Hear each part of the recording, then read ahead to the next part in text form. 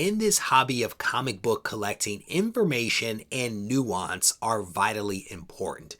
We all spend a tremendous amount of time trying to consume as much information as possible to figure out how that information, how those events are going to impact the value of the comics that we either own or are attempting to own. We pay attention to all of the nuanced details that most people will ignore in terms of spine ticks, blunted corners, stress lines, whether the book has foil or pink writing or whatever it happens to be. We consume a lot of information and pay attention to a lot of details. But there is a big piece of information that we are all missing. There is something that is out there that has a huge impact on this hobby that none of us have access to and potentially is being withheld on purpose. In this video, we are going to spend a little bit of time talking about that. Stay tuned. Reggie here, and I want to welcome you to another one of my videos. The thing that we are going to be talking about today is something that I've spoken about several times in the past. But over the last few weeks, several people have made comments to me that have prompted me to revisit this topic yet again. Without any further ado, what we are all missing is print run information. This is a piece of data that none of us have access to, and technically we probably should, because there isn't any reason why publishers cannot tell us this information. And I'm specifically talking about the big publishers, the DC, the Marvel, the Image, and maybe even Boom Studios and Dark Horse for that matter. These publishers know exactly how many comics they've printed, and they know it because they have to pay the bill. They send a communication to the printer to tell the printer how many copies to actually print. So they know the information and are purposefully choosing not to disclose this information.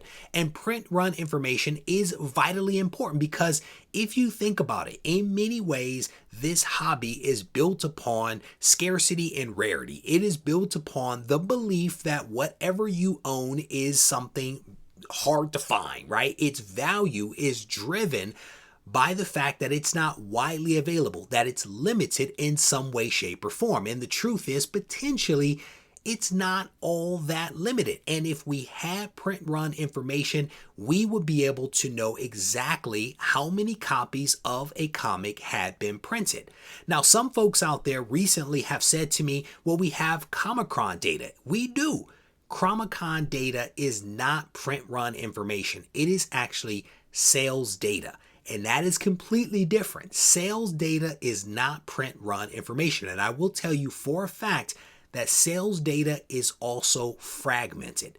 It always has been and potentially is even more fragmented now than it was just a few years ago prior to around 2020. And I say that because we have a lot more companies that are handling the distribution of comics than what we had previously, where Diamond essentially had a monopoly.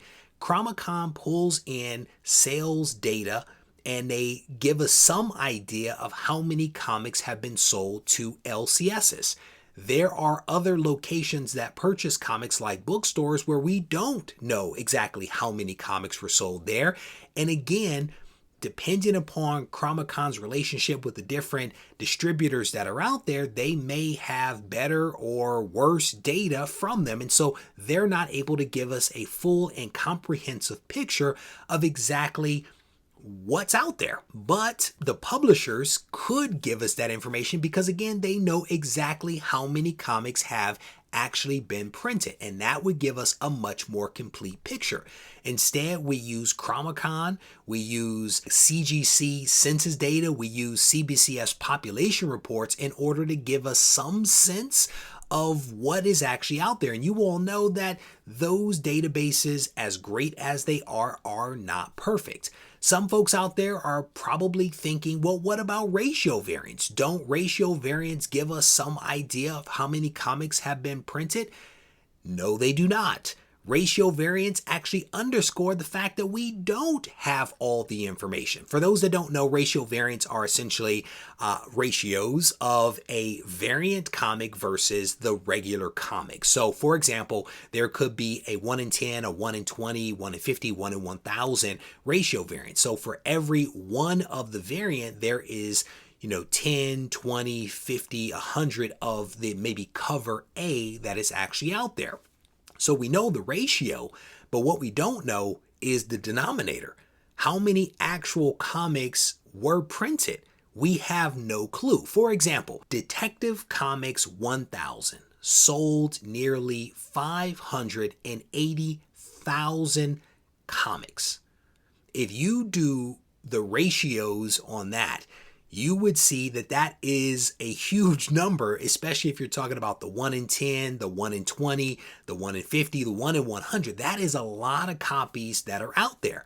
And publishers give us the false impression that because it's a ratio, it is somewhat limited. It is somewhat rare, when that potentially isn't true.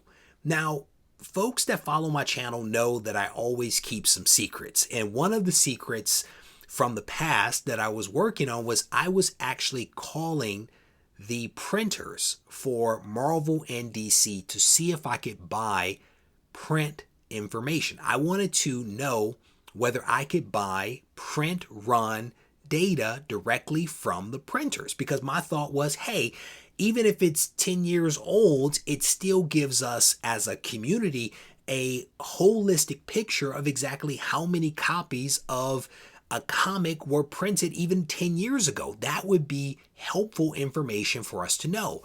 As you would imagine, those publishers did not return my phone calls. They did not answer my emails, and some of them right to my face on the phone told me that they would not give me that information under any circumstance. But I felt like it was a great service that I could potentially offer people, but to no avail. Publishers have this information and could choose to give us this information if they wanted to. Some folks out there may be saying, well, hey, this publisher, that publisher says that this particular comic is limited to 1,000 or 2,000 or 2,500 or 3,000, whatever it happens to be. That's true. They may limit it, but what you don't know, again, is how many copies were actually printed. A few years ago, folks may remember that some exclusive limited comics actually made their way into Walmart 3-packs by accident. And we still don't know how a $500 comic ended up in a Walmart 3-pack for like $11 or something like that. Now, I'm not saying that there is this warehouse out there full of variant comics, but what I will say is that we don't know what we don't know. And it would be amazing if publishers decided to actually reveal this information to us. Tell us how many comics were printed. Tell us how many comics were sold. Tell us how many comics were actually destroyed, because that too would give us some idea of what is actually happening. So this video was a little less structured than maybe some of the other videos that I've put out there, but this is something that's been on my mind for the last few days, and I wanted to get it out. Hopefully this has helped someone out there. Maybe, maybe not. Maybe it's just created a bunch of confusion and maybe you just have a lot more questions than before. But if you do, either way, leave your thoughts behind down in the comment section. If you need to reach out to me, feel free to do so on Instagram at Regie Collects. Take care. This thing on?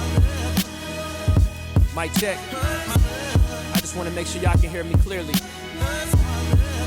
Yo, should you practice art, or should art be your practice? I had a question, so I asked it, not to anyone specifically, but to my inner God, you know, the one that's gonna be a master, the one that's more than a rapper, the one that's an educator, the one that seeks enlightenment. He travels with concepts, he's got the mindset expansive. He understands that his time combined with travel and concepts makes his mind convex. Sort of like when you look at a brain scan, straight off meditation, we was concaving until we had that eternal dialogue that created our dialect. Now we in distinct rooms with pure souls having them conversations, synergy and combinations. You fly and we waiting, Indian style and the gold.